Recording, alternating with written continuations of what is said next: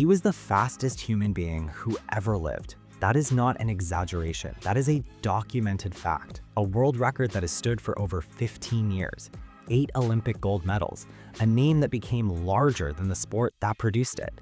When he crossed a finish line, the crowd didn't just cheer, they witnessed something. And none of it protected him. In 2023, it came out that his entire life savings were gone.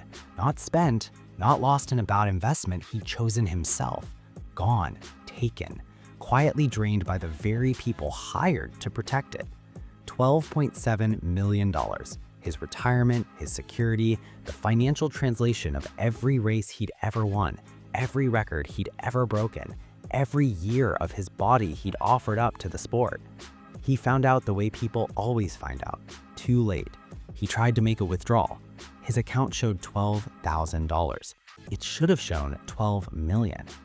He had done everything right by conventional wisdom, hired professionals, delegated, trusted the people with credentials and offices and the language of finance that athletes are told they don't need to learn themselves. The credentials were real, the trust was not. He is not alone in this room.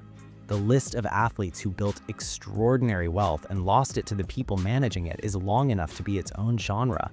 The pattern never changes. The career ends, the cameras leave, the oversight disappears, and somewhere in a boardroom far from any finish line, the money follows. The fastest man alive could not outrun a betrayal happening in slow motion across a spreadsheet. The lesson is not about him specifically.